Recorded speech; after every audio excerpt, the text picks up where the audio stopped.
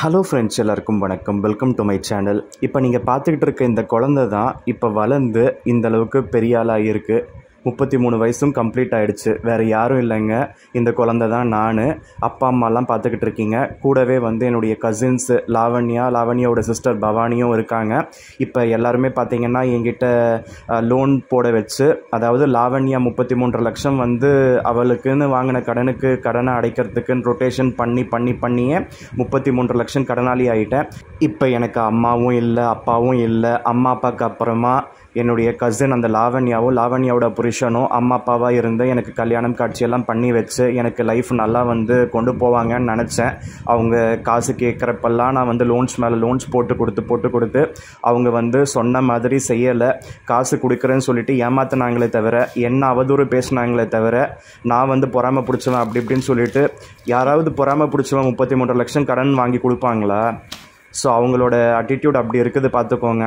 அதுதான் எண்ணம் போல வாழ்க்கைன்னு சொல்லுவாங்க. நான்லாம் மெட்ராஸ்க்கு ஒன்றுமே இல்லாமல் சேர்ந்தேன். 2000லையோ 2001லையோ எனக்கு ஒரு 9 வயசில் நான் வந்தேன். ஓகேவா? என்னுடைய அப்பா 6 வயசுலேயே வீட்டை விட்டு காணாமல் போனவர் தான். அதனால் அதுக்கப்புறம் என்னுடைய அம்மாவோட டார்ச்சர்னாலையும் என்னுடைய அம்மாவோட ரிலேட்டிவ்ஸோட டார்ச்சர்னாலையும், முக்கியமாக அந்த பெரியம்மாங்க எல்லாருமே பார்த்திங்கன்னா அப்பா போனதுக்கப்புறம் என்னை மதிக்கவே இல்லை. என்னை ரொம்ப அவதூறு பேசி என்னை அந்த சின்ன மனசை கூட காயப்படுத்தி ரொம்ப ஹர்ட் பண்ணிட்டாங்க. அதனால் நான் மெட்ராஸுக்கு நான் படித்து முன்னுக்கு இன்ஜினியரிங் முடித்து ஒரு சொந்தமாக வீடு வாசல் அமைச்சிக்கிட்டு எல்லாம் அமைச்சிக்கிட்ட எனக்கு கல்யாணம் மட்டும் அமைய மாட்டேங்குதுங்க. கல்யாணத்துக்கு நானும் 2015லேருந்து நானும் சம்மந்தம் பார்த்துக்கிட்டு இருக்கேன். ஸோ என்னுடைய கல்யாணத்துக்கு நானே சம்மந்தம் பார்த்துக்கிட்டால் நல்லாவாங்க இருக்கும். ஸோ எல்லாருமே நீங்கள் ஃபோன் பண்ணுறீங்க, உங்களுக்கு அம்மா அப்பா இல்லையான்னு கேட்பாங்க. அப்போ அப்பா இல்லைங்க, அம்மா தான் இருக்காங்க. அம்மா அந்தளவுக்கு பேச மாட்டாங்க, அதனால தான் என்ன பேச சொல்கிறாங்கன்னு சொல்லிவிட்டு நான் பேசியிருந்தேன். ஓகேவா? எல்லாம் பேசினதுக்கப்புறம் அது சரியில்லை, இது சரியில்லை, உங்கள் ஜாதகத்தில் செவ்வாய் தோஷம் இருக்குது, உங்கள் ஜாதகத்தில் ராகு கேது தோஷம் இருக்குது, மாங்கல்ய தோஷம் இருக்குது, மயிறு தோஷம் இருக்குது, அது தோஷம் இருக்குது, இது தோஷம் இருக்குது, எல்லாம் சொன்னாங்க. எங்கள் அம்மாக்கிட்டேயும் நான் புலம்புனேன். எங்கள் அம்மா என்ன சொன்னாங்க? கல்யாணம் பிரதானமா? அட போடா, வேலையை பாருடா, என்னெல்லாம் முடியாது, எனக்கு என்ன தெரியும், நீயே மேட்ரிமோனியில் போடு பாரு, கிடைப்பாங்க. என்கிட்ட கேட்டால் நான் என்ன பண்ண முடியும்? போ வேலையை பாரு அப்படின்னு தான் சொல்லுவாங்க. சரியா? அவங்க குழந்தை 7 வருஷம் கழித்து பெற்றுக்கிட்டாங்க. அவங்களுக்கு 1985ல் கல்யாணம் ஆகிருக்கு. நான் 1992ல் பிறந்திருக்கேன். இவ்வளோ தவம் இருந்து பெற்ற ஒரு பிள்ளையோட வாழ்க்கையை யாருமே அமைச்சு கொடுக்கல. நான் கஷ்டப்பட்டு நான் வாழ்ந்து எங்கள் அம்மாவுக்கு கடைசி காலத்தில் அவங்க மூத்திரெல்லாம் அள்ளி போட்டு அவங்களுக்கு கவர்மெண்ட் ஹாஸ்பிட்டலில் கொண்டு போய் காமிச்சு அந்த டாக்டர்ஸ் கிட்டலாம் இங்கிலீஷ்லலாம் பேசி அப்படியெல்லாம் சொல்லி இப்படியெல்லாம் சொல்லி அவங்களுக்கு ட்ரீட்மெண்ட்டெல்லாம் சக்ஸஸ் பண்ணி என்னுடைய அம்மாக்கோ எனக்கோ நான் லட்சக்கணக்கில் செலவு பண்ணிக்காமல் கடைசியில் பார்த்து செலவு பண்ணுவோம் இல்லையா? ₹1 ₹2 கூட நம்ம பார்த்து செலவு பண்ணுவோம். கடைசியாக எவ்வளோ ஒருத்தி கடன் வாங்கி கொடுன்னு சொல்லிட்டு என்னை ஏமாற்றிட்டு ஐஎம்பிஎஸ் ட்ரான்ஸ்ஃபர் வாங்கிக்கிட்டு ஆப்ஸ்காண்ட் ஆகிட்டா. அந்த லாவண்யா தான், அந்த லாவண்யா மூதேவியும் அவளோட புருஷன் அந்த இத்தீஷ் லவடிகபாலும் தான் காரணம் எல்லாத்துக்கும். அவளோட புருஷன் வீட்டு ஆளுங்க எல்லாரும் கூட ரொம்ப மோசமான பிறவிங்க. எனக்கு தெரிஞ்ச வரையும் இந்த மாதிரி பிறவிங்கெல்லாம் எதுக்கு தான் பிறக்கிறாங்கன்னு தெரியல. அவங்களாம் அட்டர் வேஸ்ட்டு. அந்த இத்தீஷோட அண்ணெல்லாம் பார்த்திங்கன்னா ஓசி ஃப்ளாட்டில் யாரோ ஃப்ளாட்டு போல. அது அவங்கெல்லாம் உழைச்சி சம்பாதிச்சு ஒன்றுத்தையும் சாதிச்சிக்கல. போய் இந்த மாதிரி ஒரு குடும்பத்தில் வாக்கப்பட்டு என்னுடைய குடியை வாக்கெடுக்கிற அந்த லாவண்யா ரொம்ப மோசமான பிறவி. எனக்கு அந்த லாவண்யாவுக்கு வாங்கின கடனில் எனக்கு இப்போ 25 லட்சம் பாக்கி இருக்குது. அதை நான் கட்டாமல் விட்டதுனால என்னுடைய சிபில் ஸ்கோர் எல்லாம் கூட ஸ்பாயில் ஆகிடுச்சு. இது எல்லாத்துக்கும் வட்டியோடு சேர்த்து டபுளாக அந்த 50 லட்சத்தை அந்த லாவண்யா கொடுப்பாளா? அத்தனை பேச்சு பேசினாலே மூதேவி. எங்கள் அம்மா உயிர் போனதுக்கு காரணம் கண்டிப்பாக அந்த லாவண்யா அந்த வாங்கின கடன் தான். எங்கள் அம்மா கொடுக்காதடா, அந்த சனியன்க கிட்டேருந்து வாங்க முடியாதடா, உனக்கு தாண்டா வில்லங்கமாக போயிடும், அவ்வளோ காசு நீ எப்படிடா கட்டுவ அப்படின்னு சொன்னாங்க. மாதம் 1,20,000 எப்படிங்க இவ்வளோ இஎம்ஐ கட்ட முடியும்? என்ன எவன் அப்பம் கொடுத்து வச்சானா, இல்லைனா யாராவது எனக்கு தேவையாக வேலை பார்க்குறாங்களா? இல்லை, நான் கஷ்டப்பட்டு தான் நான் வாழ்ந்துக்கிட்டு இருக்கேன். எனக்கு எங்கள் அம்மாவே எனக்கு ஒன்றும் செய்யாமல் இருக்காங்க. என் அப்பா வீட்டை விட்டு போயிட்டாரு. எனக்கு என்னுடைய பெற்றவங்களே எனக்கு ஒன்றுமே செய்யலை. ஒரு நிலபுலன்னு அமைச்சு கொடுக்கல, எனக்குன்னு ஒன்றுத்தையும் விட்டுட்டு போகலை. ஓகேவா? நான் கஷ்டப்பட்டு நான் வாழ்ந்துக்கிட்டு இருக்கேன். என்னுடைய காலில் தான் நான் நின்றுருக்கேன். படிப்பு ஒன்று தான் வந்து வாழ்க்கையை நல்லா கொண்டு போகும்னு சொல்லிட்டு சின்ன வயசுலேருந்து கஷ்டப்பட்டது எனக்கு தான் தெரியும். எத்தனை பாடுபட்டு நான் இந்த நிலைமைக்கு வந்திருப்பேன். ஓகேவா? இன்றைக்கி கூட என்னை வந்து ஆட்டி பார்க்குறதுக்கு தான் ஆளுங்க இருக்காங்களே தவிர, ஸோ இவன் மேலே போயிருக்கானேன்னு சொல்லிட்டு எவ்வளோ கஷ்டப்பட்டு வந்திருப்பான்னு சொல்லிட்டு யாருமே வந்து எண்ணி பார்க்கறது கிடையாது, தெரியுமா? என் ரிலேட்டிவ்ஸ் உட்பட, என்னுடைய நெய்பர்ஸ் உட்பட, என்னுடைய ஃப்ரெண்ட்ஸ் உட்பட, என்னுடைய யூடியூப் வியூவர்ஸ் உட்பட எல்லாருமே பார்த்தீங்கன்னா உள்ளே வந்து ஒரு கிரட்ஜோடு தான் இருக்காங்க. அது ஏன் அப்படி இருக்காங்க அதுதான் எனக்கும் தெரியல. ரொம்ப கஷ்டப்பட்டு வந்துட்டேன். இப்போதைக்கு எனக்கு பெரிய கஷ்டம் இந்த லாவண்யா கடன். அந்த கடனை வந்து எப்படியாவது ஒழிச்சு கட்டணும். அது எங்கே ஒழிச்சு கட்ட முடியும்? ஆல்ரெடி டிஃபால்ட் ஆகி போச்சு. அது இதுன்னு சொல்லிட்டு கிரெடிட் கார்டெல்லாம் வேறு ரொட்டேஷன் பண்ணதுனால அதில் லீகல் நோட்டீஸ் அது இதுன்னு வருது. எஸ்பிஐ எல்லாம் லீகல் நோட்டீஸ் மேலே லீகல் நோட்டீஸ் அனுப்பிக்கிட்டே இருக்கான். என்ன தான் பண்ண முடியும்? அதுங்க தான் கேர் ஆஃப் பிளாட்ஃபார்மு ஊர் மெஞ்சிக்கிட்டு இருக்குதுங்க. நான் எங்கே போய் நான் என்ன பண்ணணும்னு தெரியல. நான் சாகணும்னு நினைக்குதுங்களா? யாருமே எனக்கு வந்து ரெஸ்பாண்ட் பண்ண மாட்டேங்கிறாங்க. நான் ஃபோன் பண்ண எடுக்க மாட்டேங்கிறாங்க. நிறைய பேர் லாவண்யாவோட அக்கா ஆரம்பத்தில் ஃபோட்டோவில் பார்த்தீங்கல்ல, எங்கள் அம்மா அப்பாலாம் அதுங்களுக்கு எவ்வளோ நல்லா துணிமணிங்கள்லாம் வாங்கி கொடுத்து அதுங்களெல்லாம் நல்லா வந்து சிவி சிங்கரிச்சு நல்லா வந்து பார்த்துக்கிட்டாங்க. அப்படியெல்லாம் பார்த்துக்கிட்ட எங்கள் அம்மா அப்பாவை மறந்துட்டாங்க, என்ன மறந்துட்டாங்க. இவங்கெல்லாம் எப்படி நல்லா இருக்க போகிறாங்க? இவங்க பிள்ளைங்களுக்கெல்லாம் எப்படி நல்ல வாழ்க்கை அமையும்? பார்த்துக்கலாம். கடவுள் இருந்தால் கண்டிப்பாக இவங்க எல்லாருக்கும் வந்து தண்டனை கொடுத்தே தீரணும். சம்மந்தமே இல்லாமல் லாவண்யாவோட அக்காக்காரி என்னை எதுக்கு பிளாக் பண்ணுறா? அவளுக்கும் எனக்கும் ஏதாவது சம்மந்தம் இருக்குதா? என் தங்கச்சிக்காரி வாங்கின 33 லட்சத்தை நீ கொடுன்னு சொன்னால் அவள் கொடுக்க போகிறாளா? இல்லை. அட்லீஸ்ட் ஒரு பேச்சு துணைக்கு கூட யாரும் இருக்கக்கூடாதுன்னு நினைக்கிறாங்கல்ல. ரொம்ப ரொம்ப மட்டமான பிறவிங்க. எங்கள் அம்மாவோட குடும்பத்தில் எல்லாருமே ரொம்ப ரொம்ப மட்டமான ஹீன பிறவிங்கன்னு தெரிஞ்சுக்கிட்டேன். அது ஒரு பக்கம் அப்படி இருக்குது. அப்பாவோட வீட்டில் கூட அப்படி தான் இருக்குதுங்க.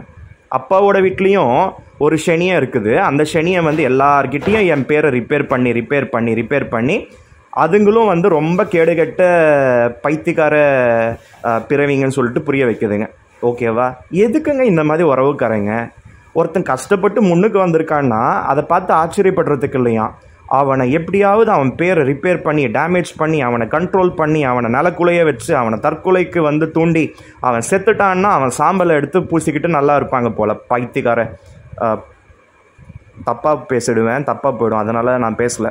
நைட்டு எனக்கு தூக்கமே வரல. நாளைக்கு வேறு விநாயகர் சதுர்த்தி கொண்டாடலாமா வேண்டாமா அப்படின்னு சொல்லிட்டு நான் யோசிச்சுக்கிட்டே இருந்தேன். அதுக்கப்புறம் சரி விநாயகர் சதுர்த்தி கொண்டாடலான்னு சொல்லிட்டு அது வாங்கிட்டு வரணும் இது வாங்கிட்டு வரணும்னு சொல்லிட்டு காய்கறி வாங்க போன இடத்துல 1000 ரூபாய் செலவாச்சு.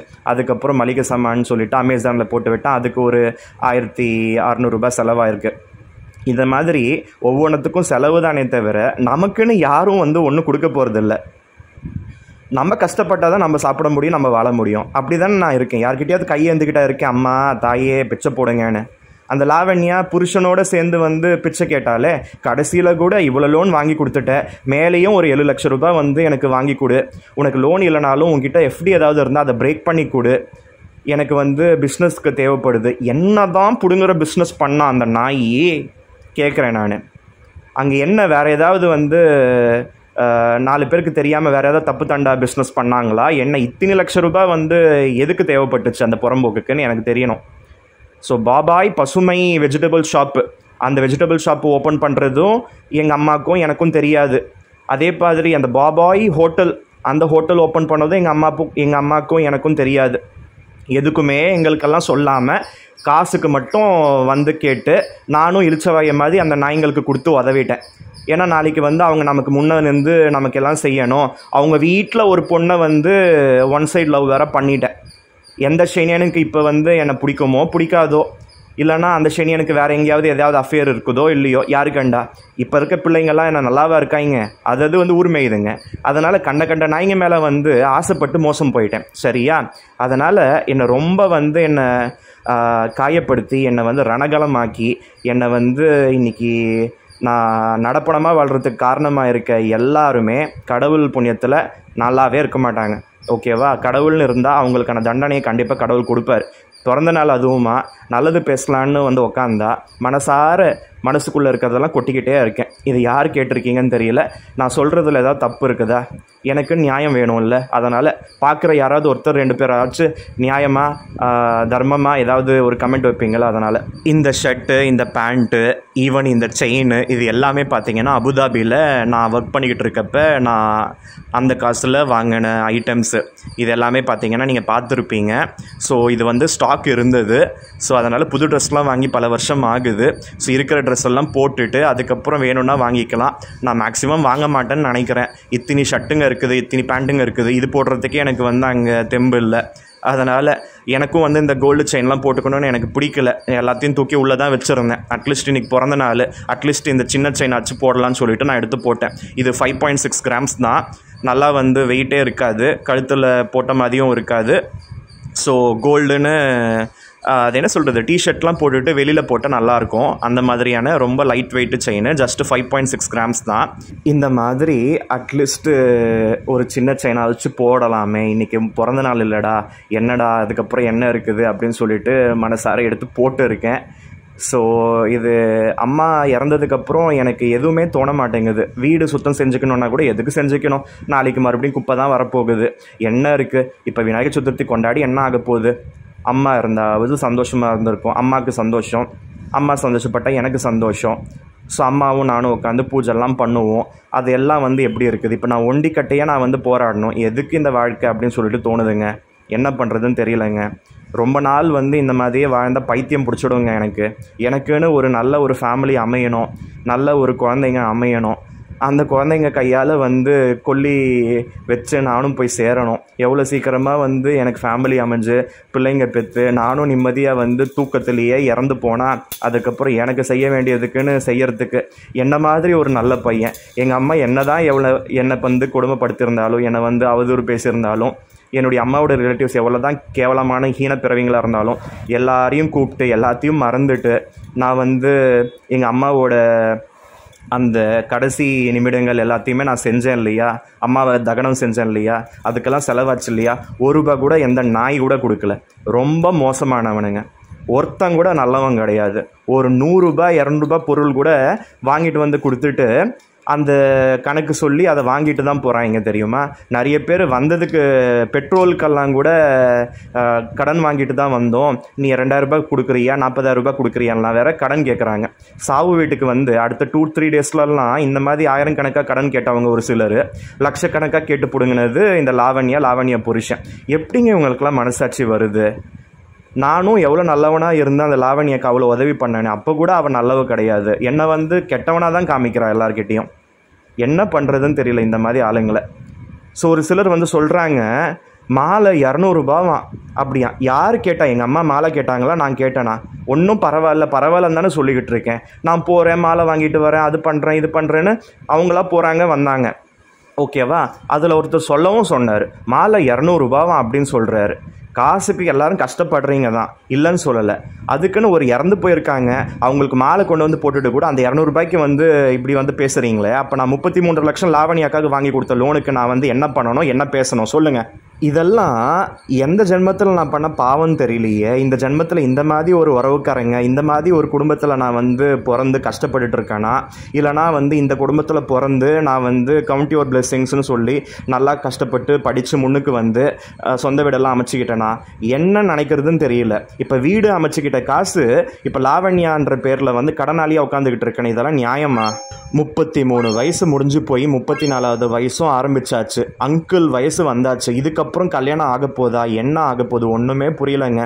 என் வாழ்க்கையே கேள்விக்குறியாக இருக்குதுங்க. உங்களுக்காவது புரிஞ்சால் ஏதாவது ஒரு கமெண்ட் வைங்க, அதுலையாவது எனக்கு சாட்டிஸ்ஃபேக்ஷன் இருக்கான்னு பார்ப்போம்.